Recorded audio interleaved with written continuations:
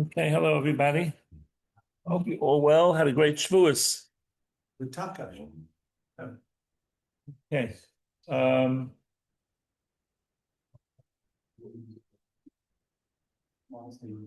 This week's portion, we interrupt this program for a class and word for our sponsor.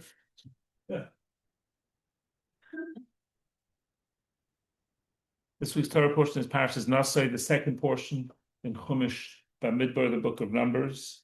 It is the largest portion in the entire Torah. It has 176 verses in it. I see a lot of you have your Chumash out. I'm not reading, I'm talking. I'm telling you some information that is on the Parsha Facts. It says the Parsha Facts, it's chapter 4, verse 21 through chapter 7, verse 89, 748 and 773 in your handy art scroll Chumash. And it has 176 verses in the Torah.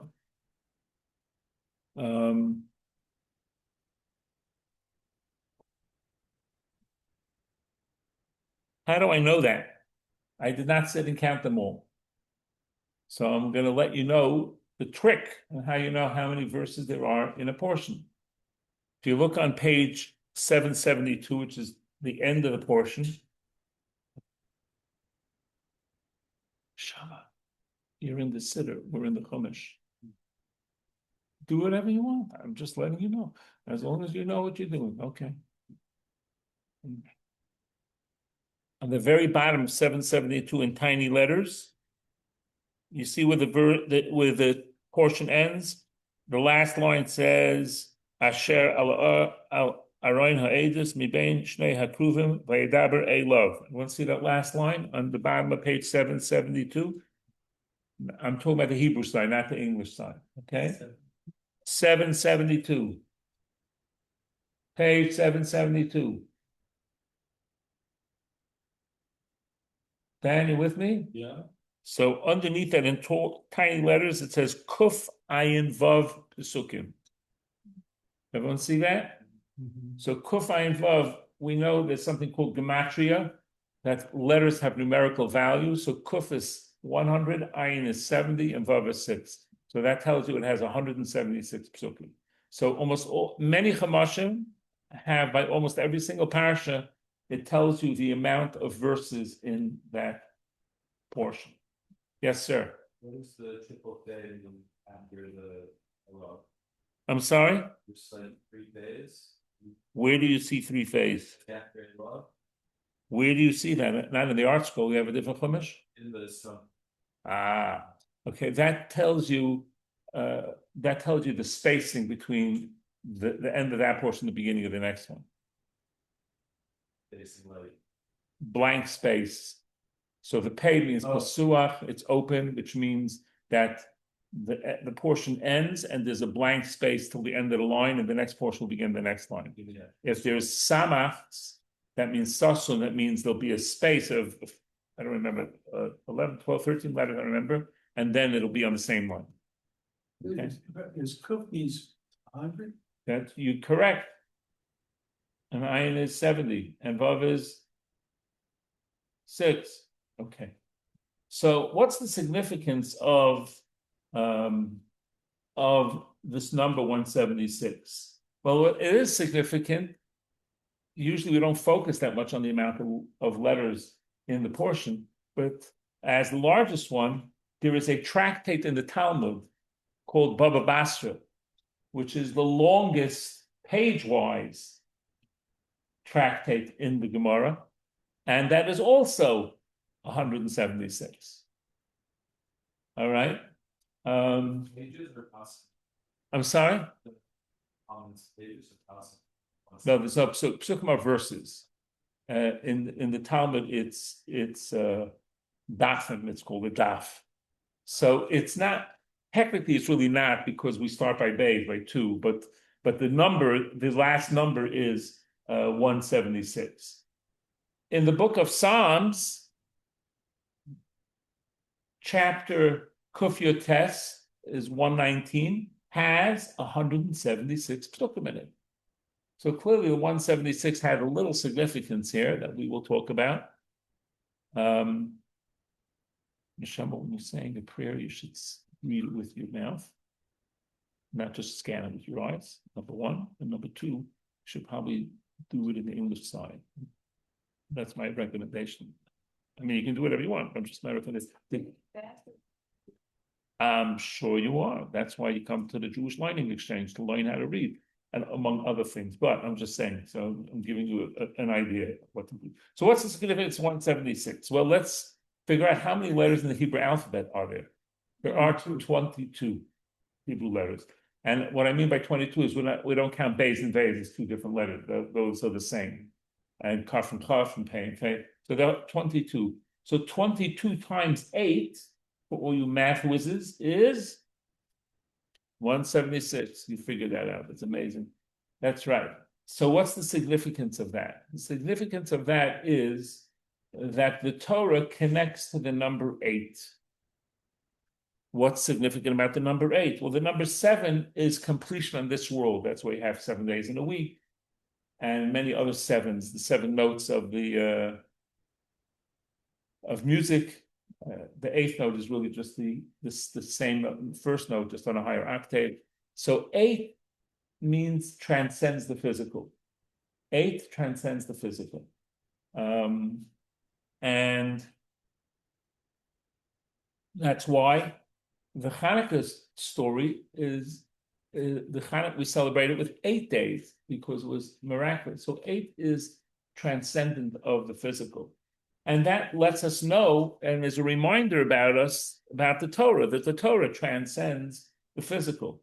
Not so coincidentally, the Zohar teaches us, the mysticism teaches us that Yisrael, the Jewish people, the Araisa and the Torah, Kudsha Baruch and God are one.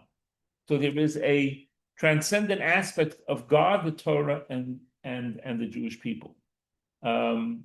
So God's existence is beyond nature, the Torah's existence is beyond nature, and the Jewish people's existence are beyond nature. Now, God's existence beyond nature, that's a pretty easy one to see. He was, he is, and he will be. And what about the Torah's existence? Well, God promised that the Torah would never be forgotten from the Jewish people. And that's a promise that, fascinatingly enough, has been kept throughout the eras. You have to understand, when Europe was destroyed by the Nazis, people thought that was it. Torah will never, because the great yeshivas and the great Hasidic courts were devastated, some never to recover. But that's not true. It's a story about a rabbi who went into a store in the Lower East Side of Manhattan looking for a very particular sefer. I think it was the Chef Schmeitzen, a very particular Jewish law sefer, not a common book. And the guy says, I think I have one. And he goes, climbs up on a shelf, and he finds one, goes, dusts it off and says, here, here's probably the last one that'll ever be printed in America. Nope. And the rabbi got very upset and says, no, that's not going to happen. You'll see. And sure enough, the store owner was very, very wrong. And don't get me wrong, things looked very, very dismal post-World War II in the United States for what Judaism looked like. Los Angeles did not look like what it looks like now. And any other city was very dismal, very broken, and didn't have leadership and didn't have thriving yeshivas. And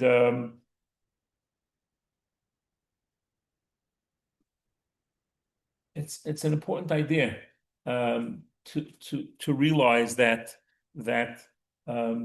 God's existence and the Torah's existence and the Jewish people's existence, the fact that we have survived is quite miraculous. The Jewish people's survival is something, again, not short of extraordinary. We've been kicked out of almost every single country in the world, and still managed to miraculously survive.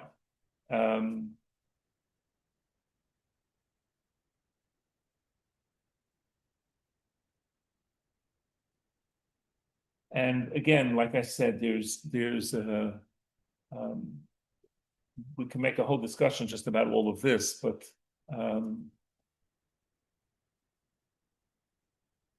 it's very hard to envision that after the Holocaust that there would be a revival of Jews and Judaism around the world. Examples, by the way, just of miraculous nature of seeing God in nature, just as a side point, there's a book called Rare Earth. It's a secular book.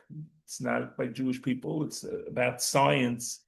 Scientists talking about the rarity of the Earth's survival and how it's amazing how all the pieces of the puzzle come together.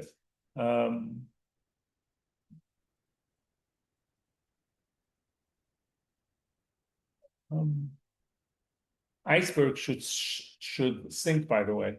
They're heavy enough that they should sink. And they don't.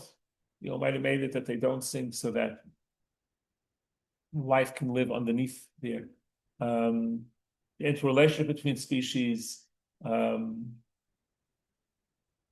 always love to say when I took my kids to an aquarium and there was a display of seahorses and jellyfish.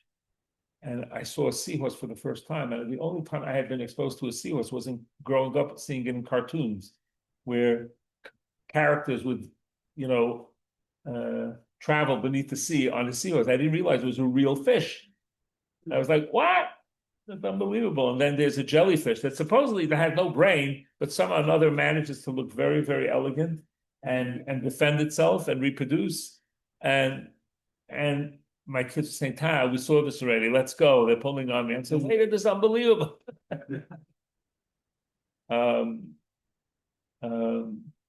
The fact that a caterpillar can turn into a butterfly is just, amazing things. Rabbi Simcha Wasserman, of blessed memory, there's a story and a half about him, but he says, people make fancy things to prove God. Me, a potato does it for me. A potato? Yeah, he says, one potato, lying within one potato, you get so many potatoes that come out of it. So the 176 represents 8 times 22, but there's another aspect of it to look at it as well. How do we look at time? We look at time linear, but in fact, from a Jewish perspective, it is not linear. It's a spiral. And therefore, what does that mean? No harm done.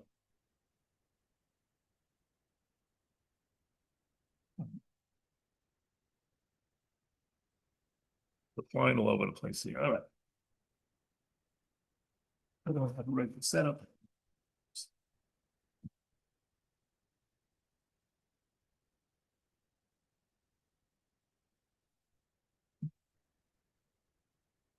When you look at time as linear, so here's the beginning, the middle, so I'm going. But Judaism doesn't look at it as linear. Judaism looks at it as a spiral. And that means each day in history is connected to that Hebrew date in the past. Okay? It's connected to that same Hebrew date in the past.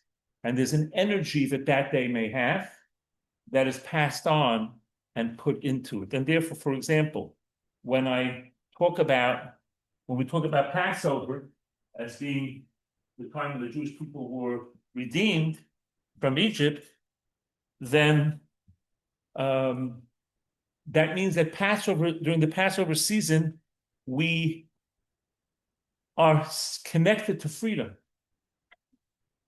Throughout time, that's going to be that connection. So if something is holding us back, we have the ability to become freer, just like the Jewish people were freed from Egypt.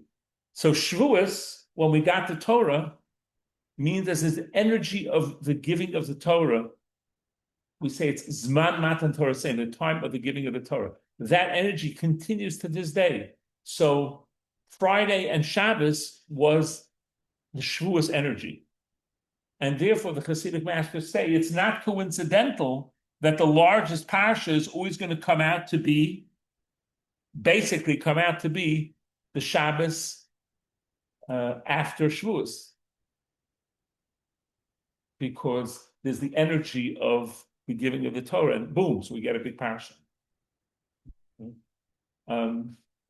Just as an aside, because Liba is going to Israel, we're off track with Israel because Naso was this past Shabbos in Israel because they only have one day of Shavuos, so they have Friday Shavuos and Shabbos was Naso. So you're going to hear the Torah reading again this coming week in Israel. All right, so eventually the Israel and out of Israel will line up again, but so therefore the Hasidic masters say that's why that's why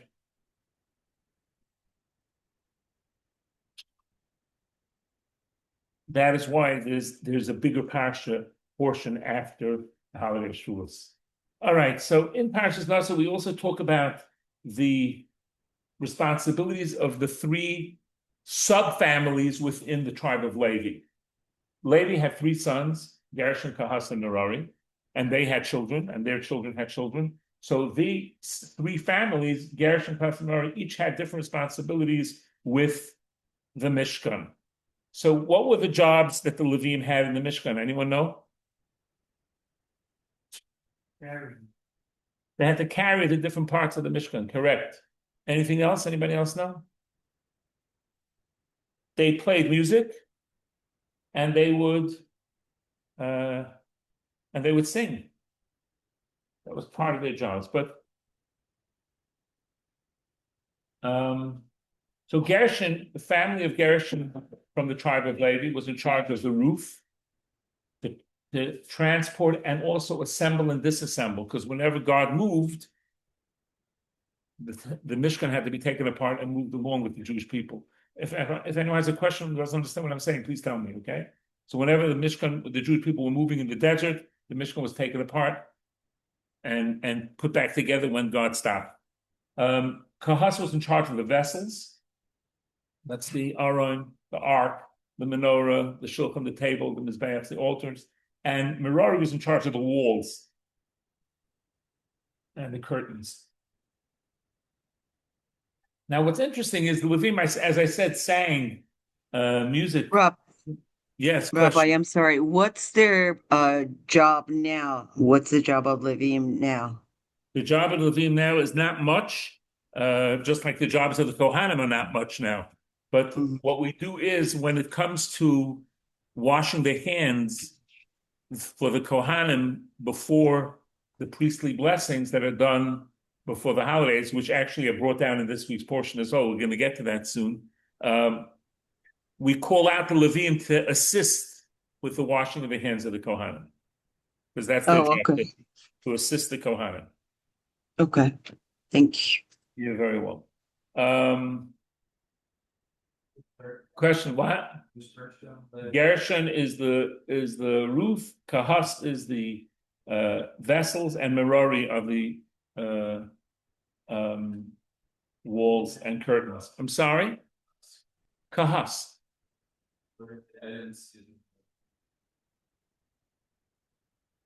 That's the name, Kahas. It's there. You have to snoop around the parish. It's a big enough parish to snoop. We have homework. Okay. Who would I know this comes from Moshe, but who affected which brother was Levi. Who's Levi? Reuven, Shimon, Levi are the Leviyim. That's plural for Levi. You get it? Yeah, that's the brother that basically come from. Yeah, and the Kohanim come from there. The Kohanim, though, are a branch off of the Leviyim, because Aaron, who was a Levi, he was the start of the Kohanim. Levi come from there, right? Or from The Levi came from Leah, but that's not here or there. But but the Levium come from the tribe of Levi. I once talked about it in the synagogue about the Kohanim special garments and the Levium did not. And someone said, yes, they do. They wore Levi's. So that was key. All right. Now, what happens if I have a better voice than my neighbor, the Levi, has? Could I join and sing in the temple? No, because I'm not a Levi, right? And that's an important idea to help us when it comes to roles of men and women, roles of the different tribes. I want to give millions of dollars to charity, but I don't. Why don't I?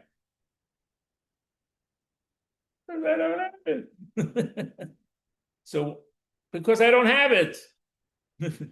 So what's the lesson there? The lesson there is that each and every one of us serve Hashem in the way that we can, based upon the things that God gave us, the talents, the abilities, the resources that we have.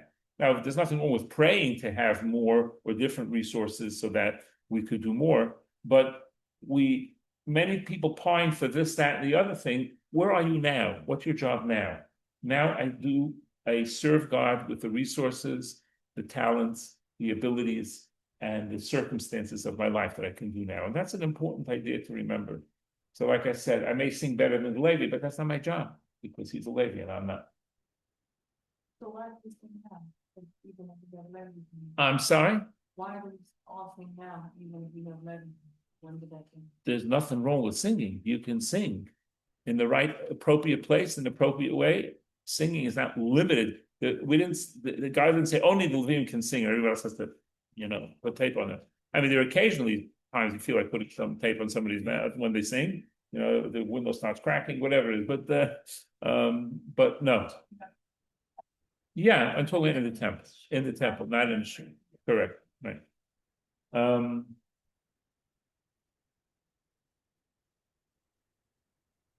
So there's an interesting idea here. After the first temple, Nebuchadnezzar led a group of captive Levium to Babylon, to Bavel.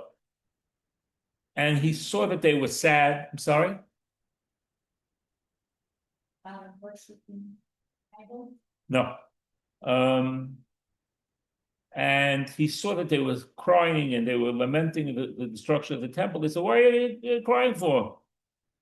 Play with your violins before me and my gods, just as you did before your God. And the Levium said, no, we can't do that. But how are we going to stop him from forcing us?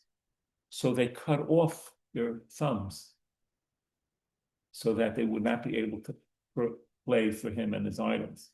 He was enraged, he massacred, whatever, but there was a group of them eventually returned from Babylon and witnessed the rebuilding of the second temple.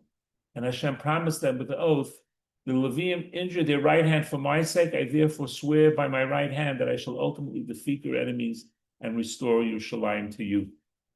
But that's just a very powerful idea of they didn't want their talents to be used for the wrong thing.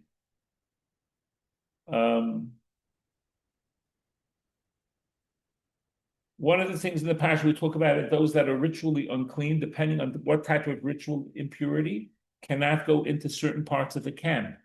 And that's one of the reasons, by the way, why we don't go to the Temple Mount today.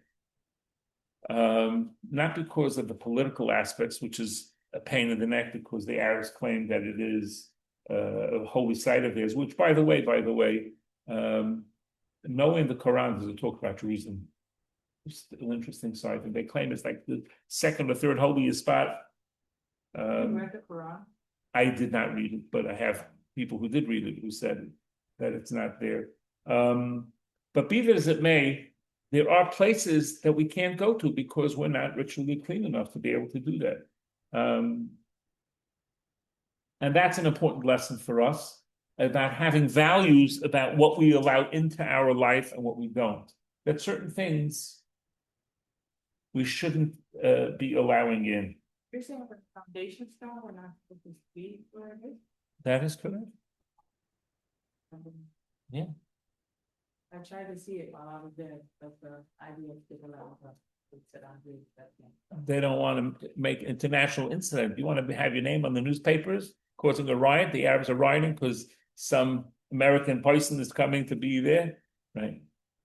But what is the reason why?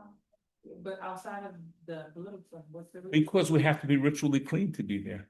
And in the Parsha talks about levels of ritual impurity and where people can be. For example, we talked about this person who has a ritual uncleanliness of having tsaras, the leprosy-like disease, for speaking ill about other people. That person can't be in any of the three camps. They have to be out of where the Mishkan is, where the Levites are, and where the Jewish people are. They have to be outside, isolated.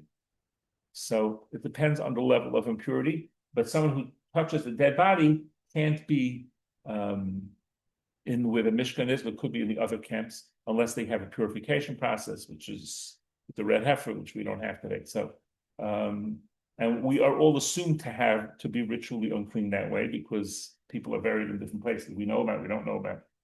In the morning, we wash teeth. Yeah, but doesn't take off. That takes off some ritual uncleanliness, but not like the biggies, not like we're touching a dead body.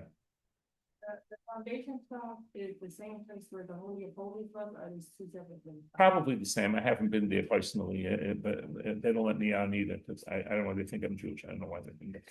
But in any event, but that's what the foundation stone should be where the Holy of Holies was.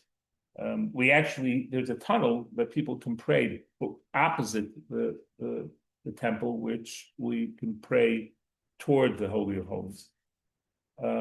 The Parsha also talks about the concept of tshuva, of repentance, which requires several things: regret, oral confession, and a firm decision not to do it again. Now, the oral confession does not have to be to a rabbi in a booth. That's not what we're talking about. We're talking about confession to God. And why? Now, I'm not saying that if a person has a challenge, they could come talk to a rabbi about it, but that's not a confessional type of thing. And that's to help you work out a spiritual dilemma that a person may have. But to confess to God, why is that important? Confession. Anyone? It's for your accepting responsibility. Ding, ding, ding, ding. Correct. Very good. Well said. Today, people have a very hard time with this idea of accepting responsibility. It's not my fault. It's somebody else's fault. It's how I was raised. It's society's and this and that. No. Take responsibility for your actions, and helps avoid it doing in the future. And on Yom Kippur and throughout that whole period beforehand, we say vidui, which is an expression of sin that we're supposed to say our faith. We regret also before death. We're supposed to say vidui, to say a prayer to that we should get forgiveness for our sins. Shema too. Shema is the affirmation of our belief, but the vidui is also a part of it. Important. It's like you're dying in seconds. You have to speak Shema. The last thing, yes, my mother, of blessed memory, before she jumped out of the train that the Nazis were taking to the death camp, she jumped out and said Shema. Thank God she survived, because otherwise we wouldn't have this class one year. Yeah, so Shema is an important part. But before the Shema, people should say vidu, should express their sins and regret for the thing they did wrong.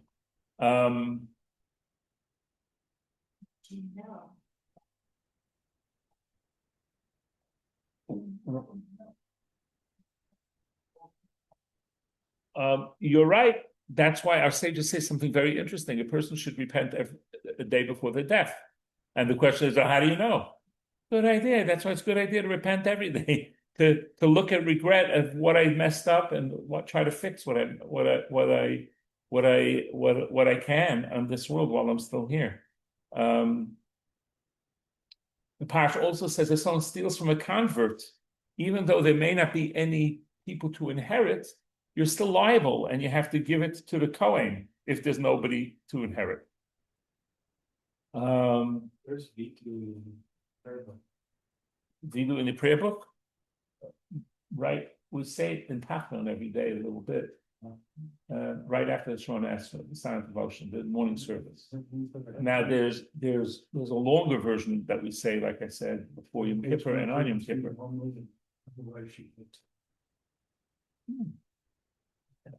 All right. We also have, we shouldn't hold back dues from a Cohen and Levi. The Cohen and Levi, they were paid by the community. People gave them tithes and other things that were separated from people's fields. So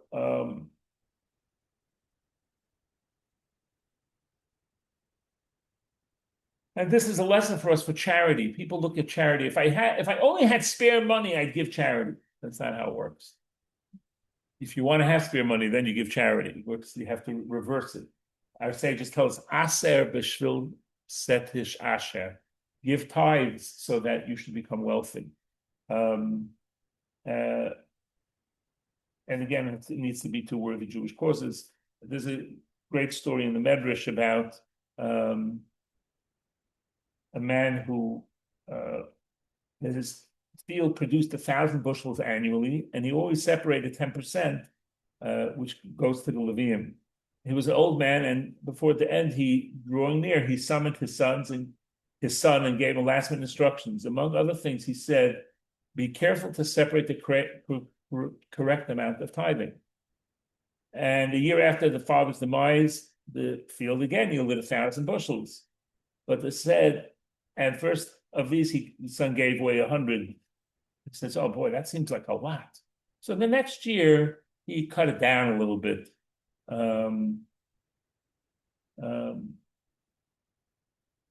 He gave only 90 bushels. Well, the next year, he only had 900 bushels. So he gave less and less and less until the field produced less and less. And finally, it brought forth a meager crop, only 100 bushels. And when the man relatives heard this, they dressed in their holiday clothes and came to visit him. Says, "You came to make fun of me? No, we congratulate you. And now you became a Levi. You got 10% of what the field was originally able to produce, because he reduced the amount of charity that he gave." So again, it's a very difficult attitude, because people are used to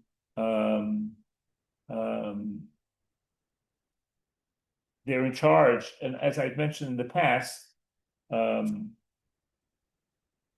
make it easier, I have 2 checkbooks. One is when I get some salary or money, I put it into the thing, and immediately I take 10% off and put it into the other charity account. So this way, I don't have to think about it so much and give the charity that way. Again, if we wait till we have the extra money, most people will not have the extra money. So that's a recommendation. Yes, please.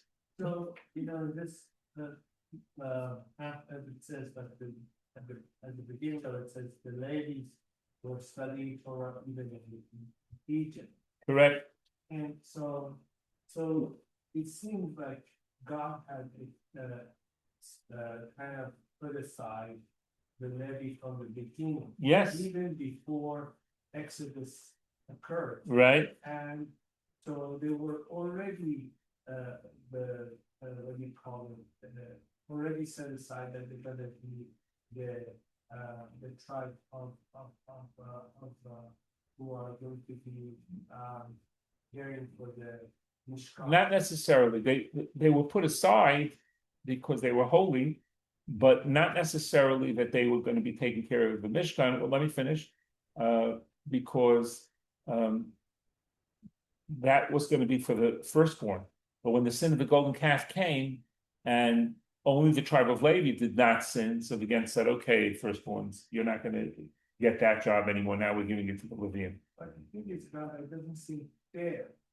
It doesn't seem fair because first they're studying Torah, so they may know Torah more than the rest of the people. But why were they studying Torah? You know why? Because when Pharaoh asked them to volunteer to work, they said, no, we have a priority. We have to study Torah. So that was their, they stepped up to bat. The other girls, no, we have to help out. We have to be good Egyptians and help out. And then all of a sudden the Egyptians started turning to students. So it was their motivation to study that made that Or maybe they were leaders. they weren't the leaders yet at the time, but like I said, they refused to get into the work pressure that Pharaoh put on them. Yeah. Questions. One is, do we know I guess, where the Libyan came from, since the tribes were established, after the Exodus? No, they weren't a tribe afterwards right away. Yaakov had 12 sons, so the tribes were established right then. Levi was Levi. And then is it coincidental, or do you think the connection of why Moshe was technically related to Levi?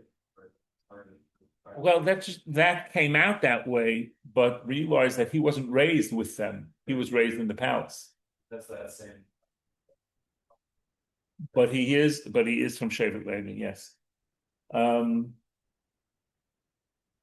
So here's an interesting Still bothers me, that, Aaron, which is the father of Moshe. no, Aaron was the brother of Moshe. No, not Ben Avraham. Amram, yes. Was already one of the leaders of the Jewish people in Egypt. Yes. And I told you because he was one of the people that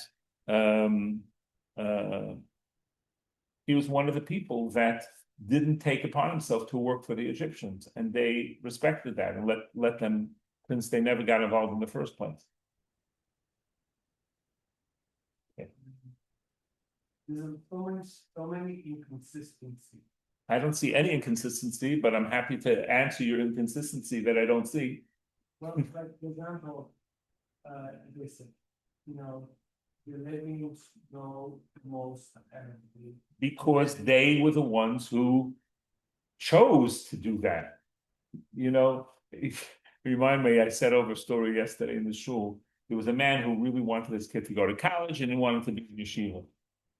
And he told my father, blessed memory, that he's going to speak to Rabbi Feinstein, the Jewish law authority, that my son should leave the yeshiva to go to college. And there's a whole discussion about why, when, and where, but we're not going to get into that now. But so my father, a few weeks later, asked him, what happened when you went to Moshe about, studying? And the man told my father, I got out with my life. I said, what do you mean? Had I still sat and talked to Moshe a little bit longer, I would have left work to go to learn. So yes, it's a choice. We make choices about what direction we take in, and then we can't have, hey, it's not fair. Yeah, the non-Jews say that to us also. Hey, how come you guys got the Torah? Because we chose it. You guys didn't want it. Yes. They said it sounds similar. So I've never heard the narrative of where we know from that there was a choice given by Pharaoh to the Jewish people. It wasn't a choice. He told them, let's go work, and everybody came to work except for the tribe of Levi. Where is that narrative? It's in the Medrash. It's an oral time. Yes, Sean. Okay, so kind of off topic, but it's the same. We built. Stocks, we're not talking No, about. we built the pyramids, right? I don't know. I wasn't there. Stick that they had. I don't know. To me, I don't mind if other slaves built the pyramids. I don't need to have credit for the pyramids. Everybody never cares that we built them. I don't know. You remind me of a funny story. Is Malta? Yeah. We had a fellow who was coming to class, the Czapnik. They were very lovely people of blessed memory, and they took a tour in Egypt, and the tour guide tells them that everyone thinks the pyramids were built by slaves. It's not true, because it was really farmers in the off season would volunteer to build it. So Mr. Plotky says to himself, he looks and he sees the hieroglyphics. You see the Egyptian taskmasters with whips. So I said, did you say anything to him? Said, I didn't say anything. I said, well, I would have opened up my big mouth. I would have said, excuse me, the hieroglyphics seem to indicate that they were holding whips over their heads. said, I wanted to get out of there alive. I wasn't going to say anything. But it was very funny because the hieroglyphics show that the taskmasters had whips on top of them. So again, I don't know if the Jews did them or not. It's, yes, sir. I'm here, I'm looking on page 760 at the bottom, where Rashi or. You're ahead of us, but that's okay, yeah. Rabbi Hirsch talks about Nazareth. We're not up to it yet. So why are you worrying about that I yet? didn't know if we were. So guess what? Suspense. Wait and see. Yes. So, we're receiving the Torah is everlasting, it comes without change, it predates Judaism, It doesn't predate Judaism. It is Judaism, but go ahead, yes. predates. What's your question? There is no change to it. So in the Torah, so then where does the concept of free will come out of that we don't have? We have free will. But the thing is, let's say, if it's written in the Torah that we're going to commit this golden calf sin, there was no free will. We gotta do it. No. The story of the golden calf was not written before it happened. It was written after it was I happened. understand. The Torah predates to the Torah. No, the Torah that predates is not the Torah of the literal words. It's the laws, but the actual story happened. Look, all of you had a choice this morning. You could have shut the alarm and gone back to bed, or you come to class. That's called free will. And we have zillions of opportunities throughout the day of choices of free will. We have free will. Nothing is predestined. Okay. I'm going to read to you something from the article on page 753. You don't have to find it. It's from Rabbi Feinstein. The Torah defines stolen goods. Rabbi Feinstein comments on the progression of topics in the above passage on the sin of taking other people's property. A, it is forbidden to deprive someone else of anything that is rightfully his, even though one can sometimes rationalize, I'm taking from someone so wealthy that he'll never miss it. I'm not causing him any distress. By the way, many people use this rationale to steal packages on people's doors. Because Amazon will pay back to them anyway, and they can afford it, which of course is ludicrous. It's even easier to rationalize that it's not wrong to defraud a wealthy convert who has no heirs.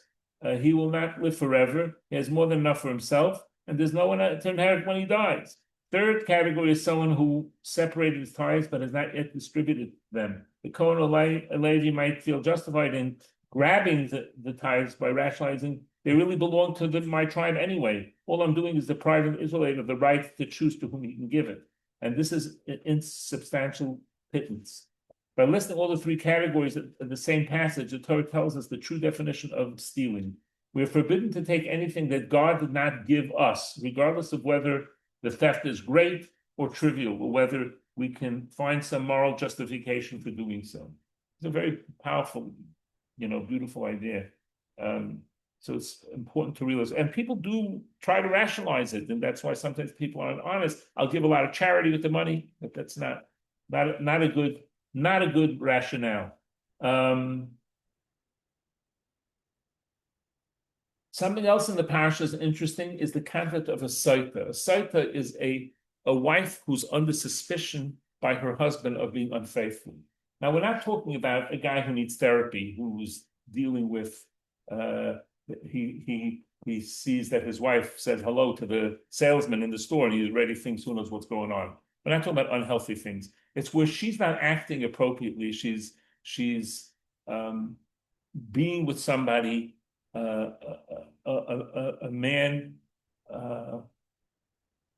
while she's married, privately with him, and he's telling her very clearly, you cannot be with him or with anybody.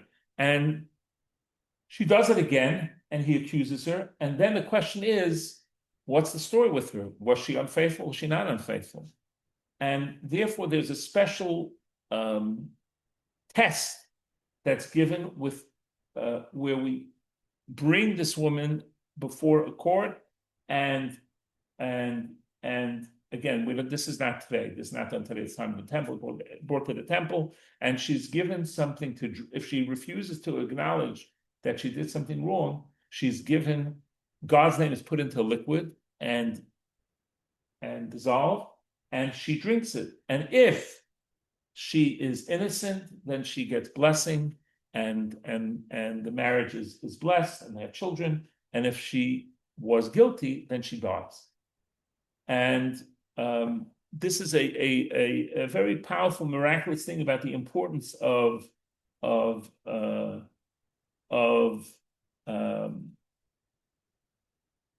this is this is especially during this time and period where we live in a society where the concept of modesty and the concept of reverence for a person's body is like totally out the window. There's no such thing as that. And there's a beautiful story in the Medrash with Rav Meir. What happened was Rav Meir would give a lecture on Shabbos, and there was once a woman who came every week to hear his lecture, and he lectured longer than usual. And when she returned home, she found that the lights had been put out on Erev Shabbos, and her husband was a crude, boorish man. He said, "Where we are?" I went by the lecturer's speech. He said, "No, you can't come inside until you first spit into the lecturer's face. Spit into the lecturer's face to really prove that there's no relationship here." So Reb Meir, the great holy Reb Meir, he saw with prophetic vision, with Ruach HaKodesh, with the Holy Spirit, what's going on. So he sat down in the shul and moaned, I have a pain in my eye. And is there any wise woman who knows how to heal my eyes with the well-known remedy of spitting into my eyes and uttering certain formulas?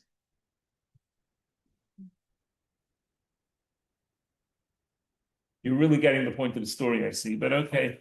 But we'll let the story finish. And the neighbors told her, this is your opportunity. He said some weird kind of thing to heal his eyes. Do it. That's what your husband wanted. So they encouraged her. She went to the study hall and announced that she knew how to heal the pain in his eye, and was led to Reb Meir, where she faced him, and she couldn't spit. She couldn't do it. And she was dumbfounded. And he said, spit into the eye line 7 times, he commanded firmly, and then it'll get better. She obeyed, and then he told her, now go home and inform your husband that you spat at the lecturer in the face not only once, but 7 times.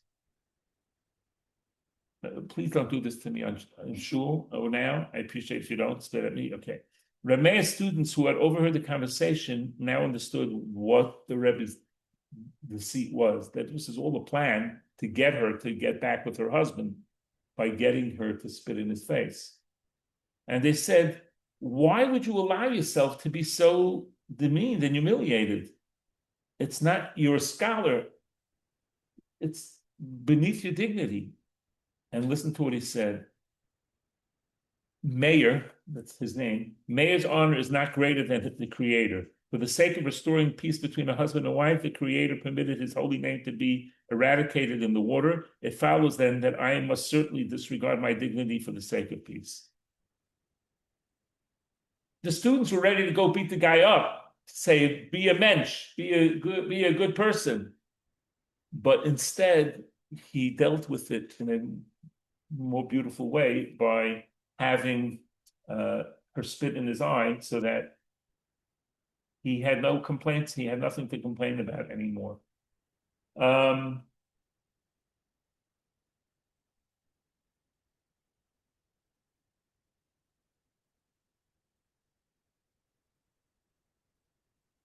There's an interesting statement. The next thing is about a Nazirite. A Nazirite is somebody who wants to be more holy. We don't have that today.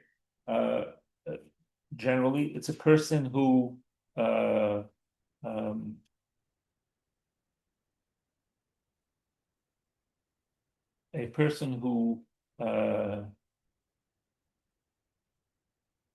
wants to achieve a high level of holiness. He doesn't take a haircut.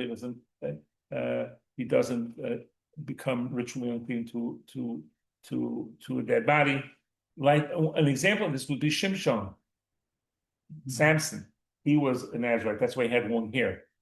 But be that as it may, the commentaries ask why, right after the Saita, does it say about the Nazir? Right after this potentially unfaithful woman, does it have a story about the Nazarite? And our sages say a powerful idea that someone who sees the Saita being punished needs to do some self-reflection and do better. Why? Isn't it the opposite? I see someone being punished. Oh, I'm going to be a goody-goody guy. No, because if you're seeing something that's bad, that impacts you, and that maybe God made you see that so that you have some connection to this on some level, and therefore you have to do tshuva. Just as an aside, when 9/11 took place, we sent the kids home from yeshiva here because we didn't know what the situation was. It was obviously very threatening, and I called the parents in my class. I said, if you're looking at clips or watching the planes going into the Twin Towers, don't let the kids see it, because you're going to watch it again and again and again. And the kids, to them, they're seeing it again and again. It's like it's happening again and again. So it's not a good idea. And we are impacted by what we see. And think about, we see the violence that we see. It could be the news even. You could see boxing matches and other crazy things that people are killing each other. That impacts us directly. They did a survey, a wild survey, which I don't have on me. Years ago, I saw it about what happens when people see boxing matches and there's an uptick in crime against who's fighting against who. But the idea, we should understand that when we see something, it has an impact on us. The Parsha also has Birchas Kohanim, the blessings of the Kohanim. The blessings of the Kohanim are actually in the morning service every day.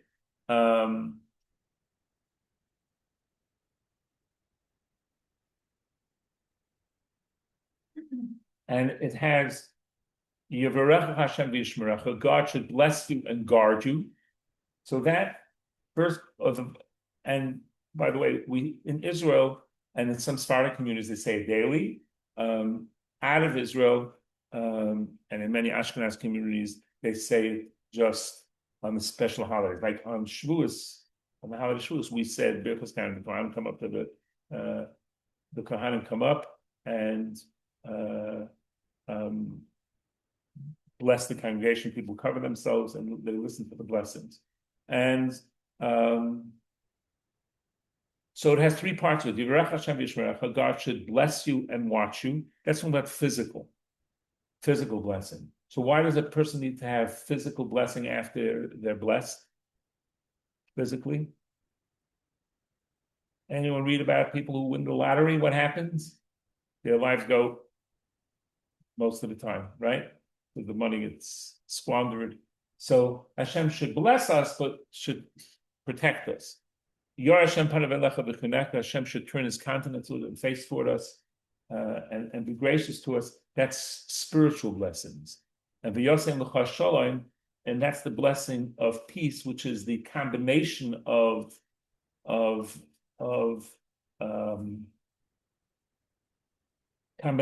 physical and spiritual together. They should live in harmony. They shouldn't be a conflict with each other. And peace, by the way, is the greatest blessing a person can have. Because if there's peace, then you got everything. You could have all different kind of things, but if there's no peace, it's not good. So the Yosef Shalom is the last of the three.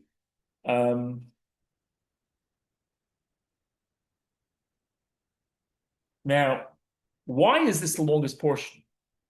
With a good editor, we could cut it down dramatically. Why?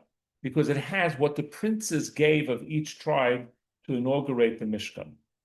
The sacrifices that they gave to inaugurate the Mishkan. Also, they gave wagons to help the Leviim. First of all, why is this important? Number one, We're running out of time.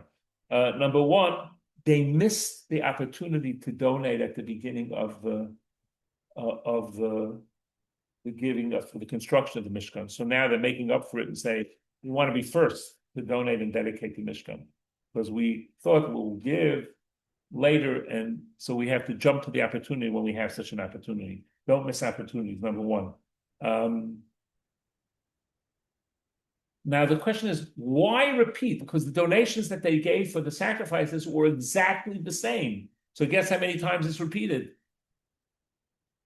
12 times. 12 times, ding, ding, ding, ding, ding, 12 times. It's repeated 12 times. So we could say the first one gave this, and all the rest did the same.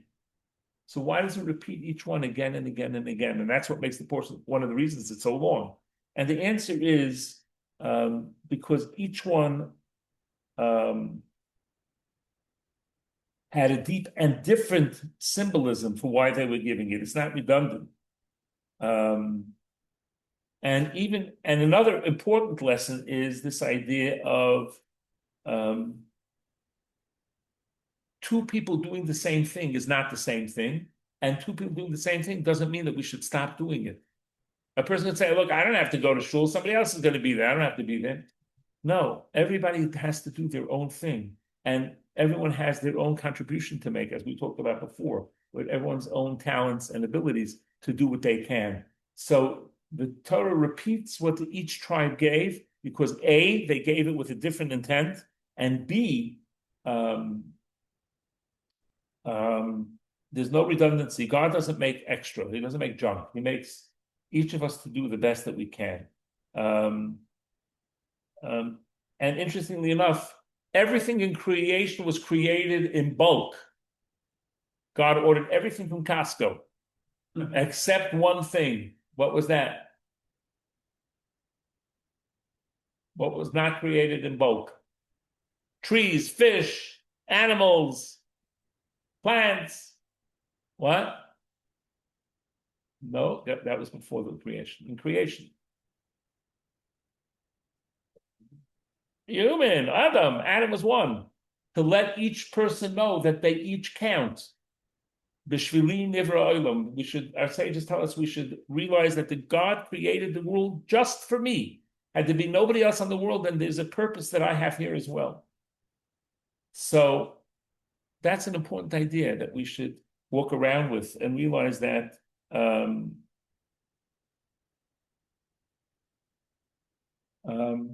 and by the way, just as an aside, I'll just add this thing as an aside. Another reason why everyone gave the same, that there shouldn't be any jealousy. No one should look at differently. And by the way, that's one of the reasons why in the girls' school, a little bit in the boys, but more in the girls' school, there's a uniform that the girls have to wear. So this way, it's not, I'm going to outdress the other one. I'm wearing the same thing. So same. But the main thing is we should realize that the world is created for me, for each of us. That means we each have our own unique contribution to make. And yes, we may need some direction on how to do that, but nevertheless, that's what we should do. All right, any questions, thoughts, comments? Like I said, it's a big parsha, there's a lot to talk about, but we have to do the other class. Yes, may I ask a question? You just did, but I'll give you another one. May I ask another one? Is there any? So now you can ask a third one.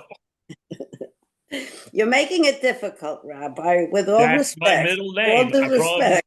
Mordechai Difficult Czapnik. Go ahead. There's a lot of difficult stuff out there, but now you made me forget. Is there a procedure to test whether a husband has been unfaithful? It's a good question. If the husband is unfaithful and they do the test on the wife, then it doesn't do anything. But you have to understand, biblically, a husband was allowed to have more than one wife. So the test wasn't. Today we don't do that because we have a rabbinic ruling about that. But initially, the person was allowed to have another wife, so it wasn't the same. But if the husband wasn't being faithful, then the test wouldn't work for her either. Would not work for her. Right. Yes. Correct. Oh, okay. All right. Thank you. Okay. You're welcome. Any other questions, thoughts, comments? Yes. Does that mean our concept or understanding of the subtitle is very different today? It's not the concept is different, just we don't have the tools to be able to do it. So if people are, I know there's like the big thing going with testing or not evidence of infidelity. All right. No, Could I ask you a question which involves just me personally, ethically?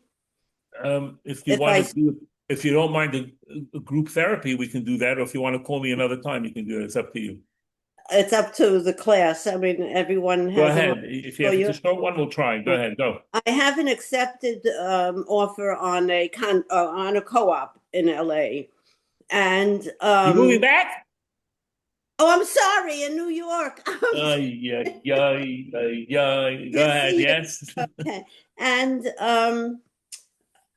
the board of the co-op said that the accepted offer, it's low, and I know it's low because the unit needs a lot of repair. Yes. But they want me to put down that I'm paying more for it, so it looks better for the co-op building, and then the seller will give me back the difference of the money. Now that I can't do that, right? I don't think so. It doesn't sound. Why would they do that? That sounds silly. So it makes it look as though the apartments are more valuable. But meanwhile, I will have to sign a sale paper, a paper of sale with the higher number on it. Nah, doesn't sound kosher. Doesn't smell kosher. Oh, yeah. I mean, I told them I will not do it, Good. but they said everybody does. But that's not the criteria, right? As one rabbi said in a different context, everybody doing something means there's plenty of room in hell for everybody. Oh, okay. I could use that. All right. Yeah, thank you, Rabbi. No, I really know, but Yeah, no, it's a legitimate question because you're not really technically doing anything wrong, but it's not truthful. If it's not truthful, it's not good. Very good. Have a great week. You as well, Rabbi. All the best. Take care. Thank you, Rabbi You're Czapnik. very welcome, Dan. Good to see you. Take care. Good to Roya, see you. all the best. Thank Luke you, Rabbi. Matari, I'm not sure who you are. I'd love to meet you, but take care.